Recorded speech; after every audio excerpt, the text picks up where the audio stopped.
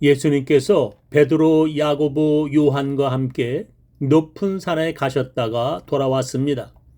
예수님께서 돌아와 보니 남아있던 예수님의 제자들이 귀신 들린 아이를 치료하지 못하였다는 말을 그 아이의 아버지에게서 들었습니다.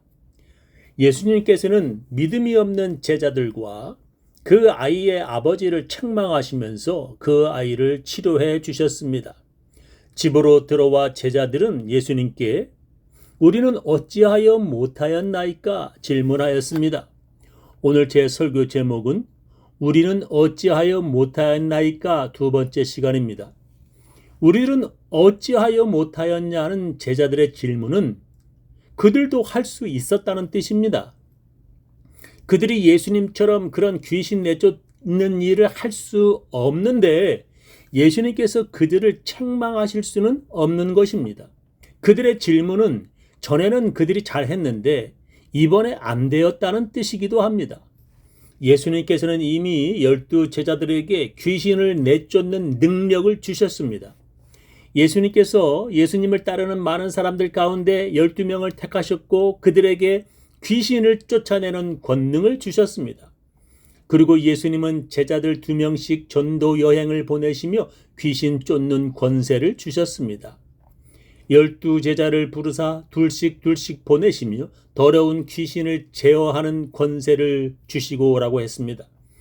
그리고 예수님을 따르는 사람들 중에 70명의 전도자를 각 동네에 보내었는데 그들이 돌아와 이렇게 예수님께 말을 했습니다. 70인이 기뻐 돌아와 가로되 주여 주의 이름으로 귀신들도 우리에게 항복하더이다. 그러니까 70명의 전도자들과 12명 제자들이 이미 예수님께 귀신 내쫓는 능력을 받았고 그들은 귀신 내쫓는 경험을 전에 이미 하였다는 것입니다. 그런데 이번에 귀신 들린 아이를 쫓아내지 못한 이유가 무엇인지 지금 예수님께 묻는 것입니다. 예수님께서는 그 원인이 바로 기도라고 말씀하셨습니다.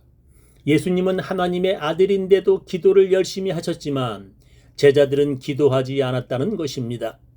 예수님께서 제자들에게 기도에 대해서 아주 자세하게 가르쳐 주셨습니다. 어떻게 기도하면 안 되는지, 그리고 기도할 때는 반드시 어떻게 해야 하는지 예수님께서 가르쳐 주셨습니다. 사람들에게 보여주려고 기도하면 안 된다고 예수님께서 말씀하셨습니다. 사람들 많은 길거리에나 회당에서 기도하지 말고 집안 골방에서 문을 닫고 기도하라고 예수님께서 가르쳐 주셨습니다. 또한 중언부언 기도하지 말라고 예수님께서 가르쳐 주셨습니다.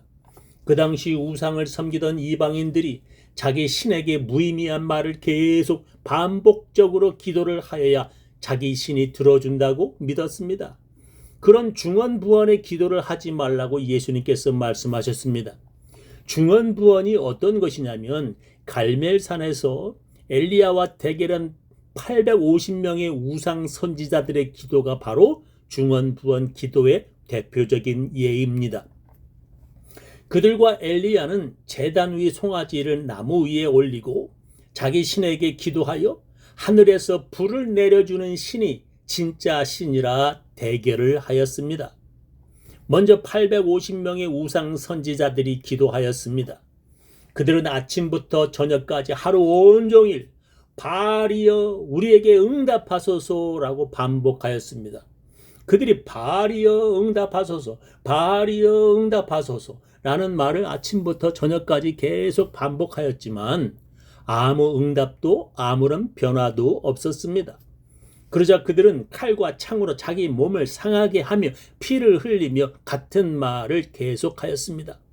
그렇게 쉬지 않고 계속 같은 말로 기도하는 것이 바로 중언부언입니다. 사도행전에 보면 예배소에 우상 섬기던 사람들이 극장에 모여 크다 예배소 사람의 아데미여 라는 말을 2시간 동안 쉬지 않고 외쳐댔습니다.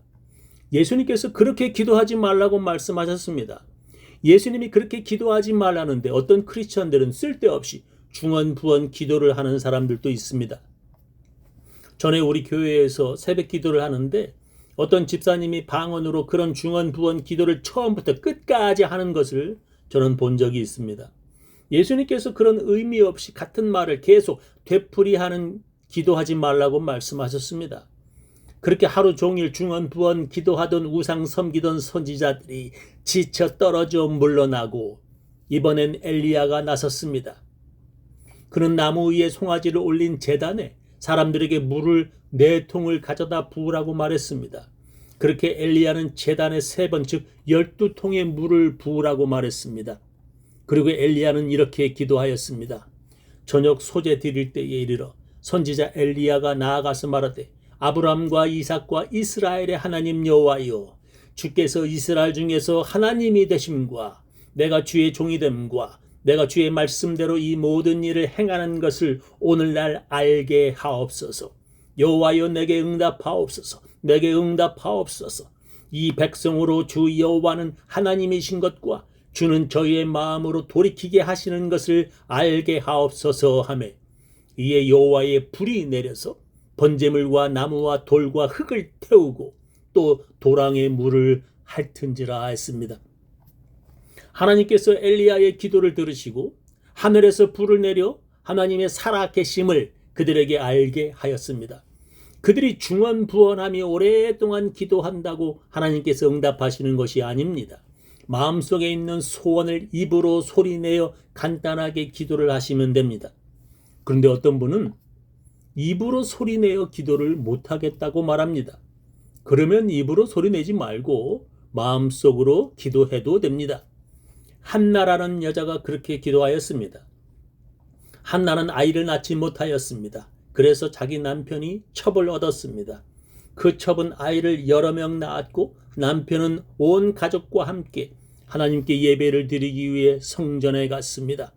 그럴 때마다 한나는 성전에 가서 눈물을 흘리며 사람들에게 들리지 않게 중얼거리며 기도를 하였습니다. 성경은 한나가 입술만 움직이고 음성은 들리지 않게 기도했다고 기록했습니다. 그녀가 그렇게 입술만 움직이고 소리는 들리지 않게 기도하므로 제사장은 그녀가 술에 취한 줄 오해했을 정도였습니다. 여러분이 기도할 때 소리를 내지 않고 기도해도 됩니다. 지금도 많은 크리스찬들이 기도를 어떻게 해야 하는지 잘 모릅니다. 그냥 눈 감고 하나님 내게 이것 주세요, 내게 이런 일이 이루어지게 해주세요 말하면 그게 다 기도인 줄 착각합니다. 기도는 어떻게 해야 합니까? 어떤 사람은 주실 때까지 끈질기게 기도하여야 한다고 말합니다. 그렇습니다. 하나님께서 주실 때까지 끈질기게 기도하라고 예수님께서도 이런 이야기를 들려주시면서 말씀하셨습니다. 어떤 사람에게 멀리서 친구가 찾아왔는데 집에 먹을 것이 없었다. 그래서 그는 옆집에 가서 문을 두드리며 먹을 것을 빌려달라고 말했다. 그런데 그 옆집 주인이 지금 밤이 늦고 자기 식구들은 모두 잠자리에 들어 일어나 빵을 줄 수 없다고 말했다.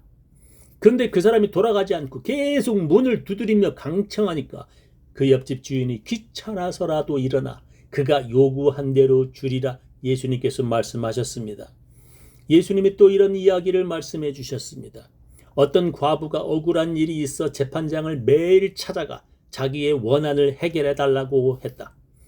그 재판장은 하나님도 무서워하지 않는 불의한 사람이지만 그 과부가 매일 찾아와 자기를 번거롭게 하고 괴롭게 했기에 빨리 해결해 주었다고 예수님께서 말씀하셨습니다.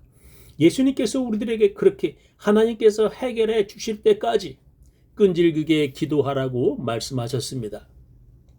저희 어머니는 제가 목사가 되게 해달라고 하나님께 30년 넘게 기도하셨습니다. 그런 어머니의 기도가 제게 부담이 돼요. 저는 오랫동안 목사가 아닌 다른 직업을 가지고 살았습니다. 제가 다른 직업을 가지고 풍족하게 살았는데 저희 어머니는 그런 아들을 좋아하지 않으셨습니다. 저는 그런 어머니가 싫어서 계속 목사가 되기를 거부하였습니다. 회사를 다니며 잘 살고 있던 어느 날 제가 회사 사람들과 밤새 술을 마시고 새벽에 깨어보니 길바닥이었습니다. 너무나 창피하고 그런 제 자신이 싫어서 어머니의 소원대로 저는 미국의 신학대학원에 유학을 와서 지금의 목사가 되었습니다. 어머니는 30년 넘게 아들이 목사가 되게 해달라는 그 끈질긴 기도에 하나님께서 응답하셨다고 기뻐하셨습니다. 이렇게 기도는 끈질기게 하나님께서 주실 때까지 기도하여야 합니다. 저는 미국에 유학을 와서 대학원에서 공부할 때 영어로 쓴 책들을 읽어야 했는데 집중이 전혀 안 되어서 아주 힘들었습니다. 대학 졸업한 후 한참 회사 다니던 제가 학교에 들어가 다시 공부한다는 것이 너무 힘들었습니다. 교수님이 수업 시간 전에 우리들에게 읽어오라는 책들을 빨리 다 읽어야 하는데 읽다 보면 집중이 안 되어서 너무 어려웠습니다. 그래서 저는 매일 새벽에 일어나 채플에 들어가 기도를 시작하였습니다. 그리고 도서관에 가서 공부할 때에도 수업 시간 전에도 저는 기도를 하였습니다. 교수님이 페이퍼를 써오라고 할 때에도 기도를 하고 페이퍼 쓰고 매일 공부하기 전에 기도했더니 제게 집중력이 많이 늘어났습니다. 집중력은 마치 돋보기로 햇빛을 모으는 것과 같다고 말할 수 있습니다. 그렇게 돋보기로 햇빛을 모으면 차가운 종이에 불을 만들어내듯이 기도하면 그런 놀라운 힘이 만들어집니다. 기도하면 그런 집중력이 생기고 그 집중력은 제가 공부할 때나 일을 할 때에 큰 도움이 되었습니다. 성경에 보면 하나님께서 솔로몬에게 나타나셔서 내가 네게 무엇을 주리야 너는 구하라 말씀하셨습니다. 솔로몬은 하나님께 1000번제를 드렸고 그날 밤에 하나님께서 그에게 나타나 그렇게 물으셨습니다. 하나님께 1000번의 예배를 드렸을 때 하나님께서 그에게 그렇게 말씀하신 것입니다. 그가 그렇게 1000번의 예배를 드리고 하나님께 기도를 하여 하나님께 응답받았다고 기록합니다. 1년은 52번의 일요일이 있습니다. 1000번의 주일 예배를 드리려면 19년이 넘는 세월입니다. 만약에 여러분이 그렇게 오랫동안 주일 예배를 빠지지 않고 예배에 참석한다면 아마 하나님께서 여러분에게 나타나 내가 네게 무엇을 줄고 너는 구하라 말씀하실 것입니다. 그렇게 끈질기게 기도하면 하나님께서 여러분의 기도에 응답하실 것입니다. 그렇게 기도할 수 있게 만드는 것은 그 사람의 간절한 소원이 있기에 그렇게 할 수 있는 것입니다. 그것은 또한 믿음이 있기에 그렇게 끈질기게 기도할 수 있는 것입니다. 그 옆집 주인의 집에 빵이 있다는 것을 그가 보았기에 그 남은 빵을 자기에게 달라고 그 사람이 그렇게 끈질기게 문을 두들긴 것입니다. 그 재판장이 자기의 억울한 일을 풀어줄 수 있는 권한이 있다는 것을 알기에 그 과부는 그렇게 매일 찾아가 애원한 것입니다. 하나님께서 그런 능력이 있다는 것을 알고 또한 믿는 사람은 그렇게 끈질기게 기도하여 응답을 받는 것입니다. 저는 우리 교인들 모두 그렇게 기도하여 하나님의 응답 받으시기를 예수님의 이름으로 축원합니다.